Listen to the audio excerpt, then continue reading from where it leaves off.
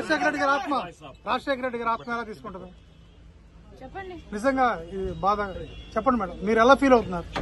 అమ్మ ఎలా ఫీల్ అవుతుంది, నాన్న ఎలా ఫీల్ అవుతాడు ఈ సంఘటన చూసి? ఆయన ఆత్మ శోభిస్తూనే ఉంటది, అమ్మ కూడా బాధపడతారు.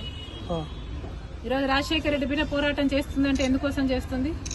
ఆంధ్ర రాష్ట్రంలో బిడ్డలకు ఉద్యోగాలు రావట్లేదని పోరాటం చేస్తే కనీసం సెక్రటేరియట్ లో రిప్రజెంటేషన్ ఇవ్వడానికి కూడా ఈరోజు హక్కు లేదు, మాట్లాడడానికి స్వేచ్ఛ లేదు, జర్నలిస్ట్ రాయాలన్నా కొట్లాడాలన్నా స్వేచ్ఛ లేదు. ఈరోజు కనీసం సెక్రటేరియట్ లో రిప్రజెంటేషన్ తీసుకోవడానికి ముఖ్యమంత్రి లేడు, హోంమంత్రులు లేరు, డిప్యూటీ చీఫ్ మినిస్టర్లు లేరు, మంత్రులు లేరు, కనీసం సీఎస్ కూడా లేరంటారు. ఇక వీళ్ళకి ఏం చేతనైంది? పరిపాలన చేతనైందా?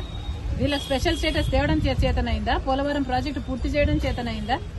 విశాఖ స్టీల్ ప్రైవేటైజ్ అయిపోతుంటే దాన్ని ఆపడం చేతనైతుందా? క్యాపిటల్ సిటీ కట్టడం చేతనైతుందా? కనీసం మెట్రో అన్న తేయడం చేతనైందా?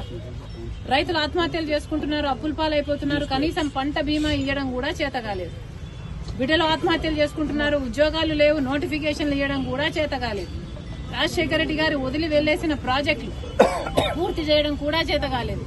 మరి ఇదేనా రాజశేఖర రెడ్డి గారి వారసత్వం అంటే? ఆలోచన చేయాలి. ప్రజల కోసం కొట్లాడుతున్నాం మేము. ఈ రోజు కనీసం కనికరం లేకుండా, మహిళలను చూడకుండా రాత్రి నన్ను పార్టీ ఆఫీస్ లోనే ఉండేటట్టు చేశారు. ఇది పాపం కదా? ఒక ఆడపిల్లని ఇలా చేయడం పాపం కదా? పాపమే. ఆంధ్ర రాష్ట్ర ప్రజలకు, ఆంధ్ర రాష్ట్ర యువతకు చేస్తున్నది వీళ్ళు పాపమే. ముఖ్యంగా ప్రతిపక్షాలు, జర్నలిస్టులు ఇంతగా కొట్లాడుతున్నా కూడా కొట్లాడ కనీసం వీళ్ళ చిత్తశుద్ధిని కూడా ఈ రోజు గౌరవించకుండా ఈ రోజు ఇట్లా గాయపరిచి. మేడం, మీ ఆర్కే గారు మళ్ళీ జాయిన్ అయ్యారు మంగళగిరిలో. అబౌట్ స్టూడెంట్స్ ఈ రోజు యువత గురించి మాట్లాడదాం. రేపు రండి, రేపు అడగండి, రేపు చెప్తాం.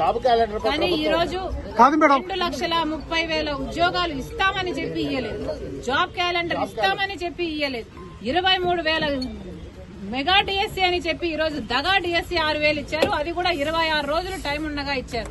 పిల్లలు ఎలా ప్రిపేర్ అవ్వాలి? అసలు ఈ ప్రభుత్వానికి మనసే లేదు.